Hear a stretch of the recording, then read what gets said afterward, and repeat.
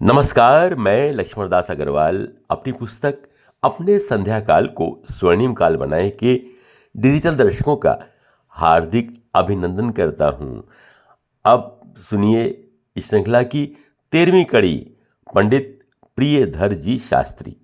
रामचरितमानस के बालकांड में एक चौपाई है, मातु पिता गुरु प्रभु कै बानी, बिनहि विचार करिय शुभ जानी, तुम सब भांति परम हितकारी, आज्ञा सिर पर नाथ तुम्हारी। अर्थात माता पिता और गुरु, इन तीनों के शब्द या बातें सदैव ही हितकारी होती हैं। ऐसे ही हमारे पारिवारिक गुरु पंडित प्रियधर शास्त्री पर केंद्रित है ये कड़ी। और ये तो आपको स्मरण कराने की ज़रूरत नहीं है कि अब इस श्रृंखला को हम सप्ताह में 2 दिन प्रसारित कर रहे हैं, मंगलवार और शनिवार को। आपकी प्रतिक्रियाओं की प्रतीक्षा रहेगी। धन्यवाद। हमारे देश में क्या, विश्व के सर्वोत्तम कवियों में श्री गोस्वामी तुलसीदास जी का बहुत ऊंचा स्थान है। उनके द्वारा रचित श्री रामचरितमानस हर सनातन धर्मावलंबियों के यहाँ अवश्य पाई जाती है।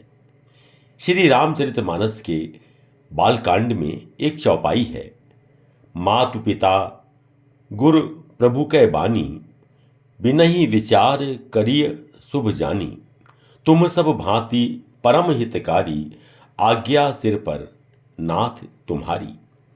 इसका अर्थ जहाँ तक मैं समझा हूँ ये है कि माता पिता और गुरु ये 3 ऐसे लोग हैं जिनके शब्द या जिनकी बात को बिना सोच विचार किए और बिना संदेह किए मान लेना चाहिए, क्योंकि ये हमेशा आपके लिए शुभ होती हैं और आपके लिए हितकारी होती हैं।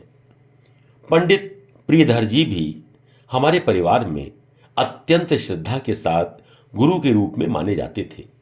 वह बद्रीनाथ के पास टिहरी गढ़वाल के एक छोटे से गांव के निवासी थे। मूल रूप से वह श्रीमद् भागवत कथा के वाचक थे, किंतु इसके अतिरिक्त भी रुद्राभिषेक, चंडी पाठ अथवा अन्य आयोजन भी पूर्ण कराया करते थे। मेरे पिताजी के साथ सन 1953-1954 में उनका संपर्क हुआ।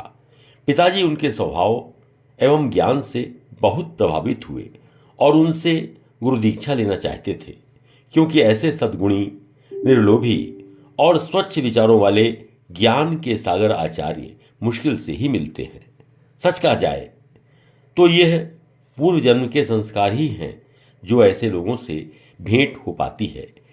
लेकिन गुरु दीक्षा लेने से पहले ही सन 1960 में पूज्य पिताजी का स्वर्गवास हो गया। पंडित जी बड़े सादगी पसंद, मृदुभाषी और सरल स्वभाव के थे। उनके 2 बेटे थे। पत्नी का देहांत हो गया था और उनके घर में बड़ा ही धार्मिक और आध्यात्मिक माहौल रहता था। पिताजी ने कई बार चंडी पाठ, यज्ञ अनुष्ठान, रुद्राभिषेक आदि उनसे कराए। पिताजी इस प्रकार के अनुष्ठान कराते ही रहते थे जिसमें पंडित प्रियधर जी आते थे। वह बहुत अच्छा बोलते थे और कोई लोभ लालच उनके अंदर नहीं था। हमारे परिवार से उनका विशेष संबंध था। पिताजी के देहावसान के बाद भी यह संबंध बना रहा और उन्होंने भी मेरे परिवार के प्रति अपना स्नेह बनाए रखा। हम भी उनका इस रूप में पूर्ण आदर और सम्मान करते रहे। पंडित जी ज्योतिष के भी प्रकांड विद्वान थे। मेरा ज्योतिष शास्त्र में कोई विशेष विश्वास नहीं है, किंतु पंडित जी की बातें हमेशा ही मुझे तर्कसंगत लगती थीं और मेरे ऊपर प्रभाव डालती थीं। आपको याद होगा कि जब शादी के 8 वर्ष के बाद मैं अपनी पत्नी के प्रति अपने माँ के कठोर अनुशासन में बंधे व्यवहार के कारण बड़ा ही परेशान होकर दिग्भ्रमित हो गया था कि आखिर मेरा कर्तव्य क्या है। उस समय मुझे तुलसीदास जी की उक्त चौपाई ने ही इस दुविधा में डाल दिया था कि आखिर मेरा कर्तव्य क्या है।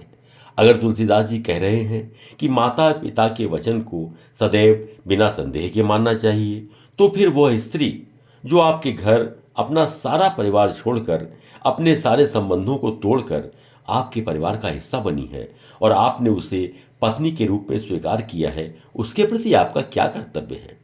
इस बात को स्वीकार करने में मुझे कोई संकोच नहीं है कि मैं विवाह के बाद 8 वर्षों तक माताजी के तो अनुचित आदेशों का भी पालन करता रहा, लेकिन अपनी पत्नी के प्रति जो कर्तव्य थे उनके निर्वहन में मैं हमेशा ही पीछे रहा। जब मैं बड़े ही पशुपेश में पड़ा तब मैं पंडित जी के पास गया और उनसे पूछा कि पंडित जी, आपने मेरी जन्मपत्री कैसे मिलाई है? तब पंडित प्रियधर जी ने जवाब दिया कि तुम्हारी और मालती की जन्मपत्री तो बहुत अच्छी मिली है, लेकिन मैंने मालती की जन्मपत्री तुम्हारी माँ से थोड़ी ही मिलाई है। ये सब परिस्थितियां तुम्हारी माँ के द्वारा उत्पन्न हैं। उन्होंने मुझे मार्गदर्शन देते हुए कहा, मेरा स्पष्ट मत है कि अगर तुम्हारी माँ तुम्हें अपने लिए कुछ करने के लिए कहती हैं तो सहर्ष उस कार्य को करना चाहिए, लेकिन यदि तुम्हारी माँ तुम्हें अपनी पत्नी के प्रति कर्तव्य से विमुख करती हैं तो उसे नहीं मानना चाहिए। ये बात मेरी समझ में आ गई।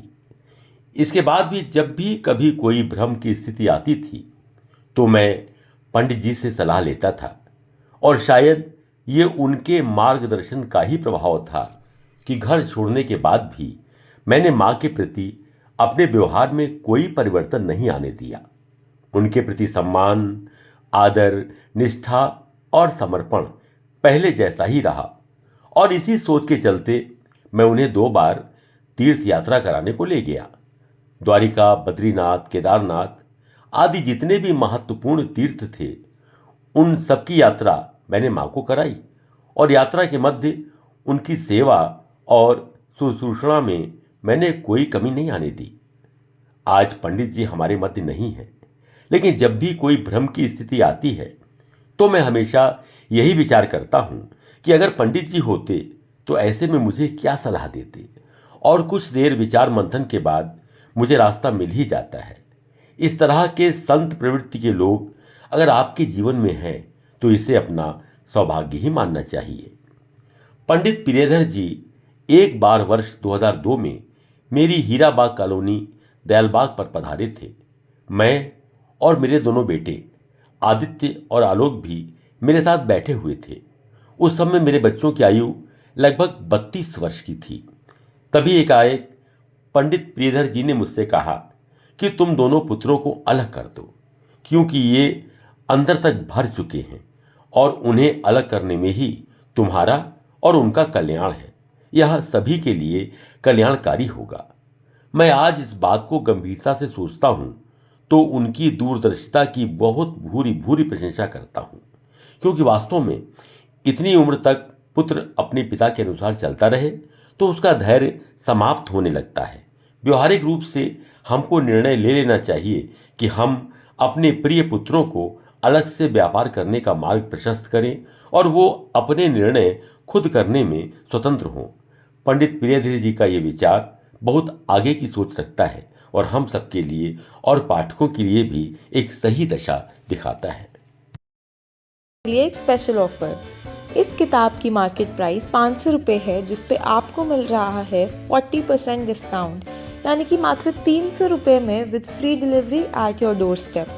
बुक लेने के लिए इस QR कोड पर या स्क्रीन पे दिखाई गई UPI ID पर 300 रुपये का पेमेंट करें और उसका स्क्रीनशॉट अपने एड्रेस के साथ हमें WhatsApp नंबर पर भेज दें, and you will receive your book within 4 to 5 working days. Thank you for your support. Please like, share and subscribe this channel.